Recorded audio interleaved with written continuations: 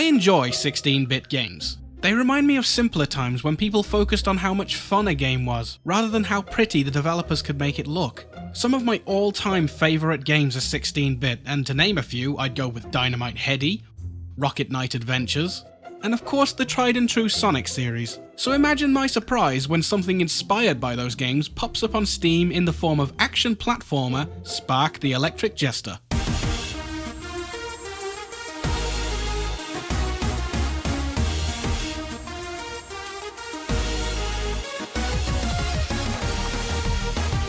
Full disclosure, before Spark released I had no idea who the developer was or all that much about the game.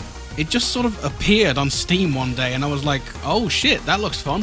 From doing a bit of digging, I found that Spark had his debut on Kickstarter, and even then the game was mostly complete according to the page. Most of the money earned from the campaign went into sound design and music. We'll get to that later. For now, let's talk about story. Like a lot of 16-bit games, you shouldn't go into Spark expecting J.K. Rowling levels of storytelling. This is a very small story about Spark, who has recently become a jobless reprobate like me, and he's not too happy about it. A machine doppelganger named Fark has taken his job. He took his job! So, all of the robots in the land suddenly go berserk and begin a hostile takeover, and Spark, with his priorities straight, goes to reclaim his job and maybe save the land. Probably, but maybe not, but probably yes. And thus begins our journey. As you progress through the game, the narrative does get a little bit beefier, but nothing more than some exposition here and there by a few NPCs and the bosses. I won't spoil anything just in case somebody wants to grab a copy, but even then I don't think it would make much of a difference. Not a whole lot happens from beginning to end, but again, I didn't buy it because I expected extremely detailed storytelling. What happens in the story is basic stuff, but the cheeky dialogue and the gameplay should be more than enough to keep you interested. Oh, and speaking of gameplay, at heart, I'm mostly reminded of Sonic when you play as default Spark. And I say default Spark because littered across each level you can find power-ups that consist of wind, gravity, bat, board, sword, cool, fire, edgy, hammer, archer, magical, knight, and finally, mage. That is a lot of powers for one character to have. And while one or two of them are seriously overpowered, like gravity, which pretty much enables you to skip entire missions, they enhance the gameplay and keep it fresh. There's also something called Wishes mode that enables you to swap powers whenever you want during gameplay, rather than find one on the map. Think of it as New Game Plus. Boss fights are definitely something that I enjoyed. Sure enough, the early bosses are easy to beat, but make no mistake, later bosses are gonna cause some frustration. In a good way. They're fun, is what I'm trying to get at. Now, put Spark aside for a moment because he's not the only character that you play as. Once you've completed his storyline, you unlock Fark's storyline. Fark plays a little bit differently. He can't take as many hits and he relies primarily on parrying attacks. Each time you parry an attack, your energy meter fills up by a little bit and eventually... oh yeah, you got a super mode too. Honestly, I enjoyed Fark's playthrough a little bit more than I did Spark's. There's nothing wrong with the original gameplay, I just found parrying and superpower attacks to be a lot faster paced and much more interesting.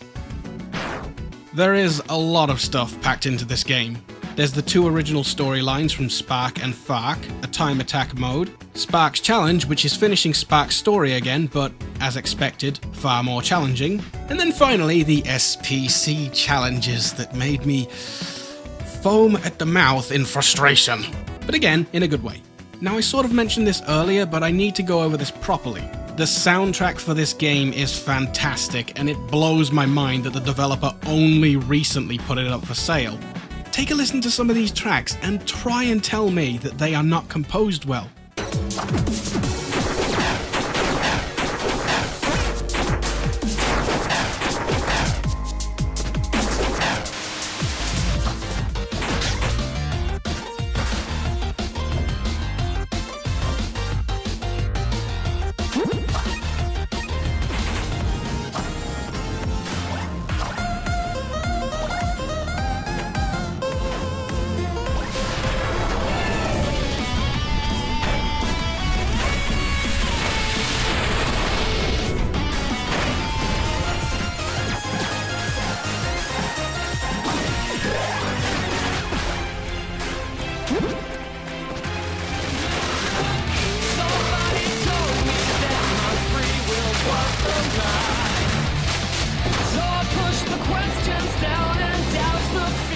By the end of experiencing all this content, I had sunk around 20 hours into the game, and I'm satisfied that I got what I paid for and more.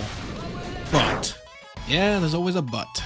Spark may be one of the better 16-bit games that I've played in a while, but it has some problems.